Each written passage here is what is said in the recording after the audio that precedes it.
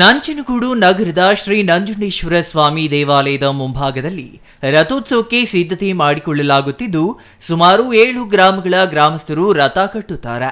ಗೌತಮ ಪಂಚಮಹಾರಥೋತ್ಸವ, ಶ್ರೀ ನಂಜುಂಡೇಶ್ವರ ಸ್ವಾಮಿ, ಗಣಪತಿ, ಪಾರ್ವತಮ್ಮ, ಚಂಡಿಕೇಶ್ವರ, ಸುಬ್ರಹ್ಮಣ್ಯ ರಥೋತ್ಸವಗಳನ್ನು ಕಟ್ಟುವ ಕಾರ್ಯ ಭರದಿಂದ ಸಾಗುತ್ತಿದೆ.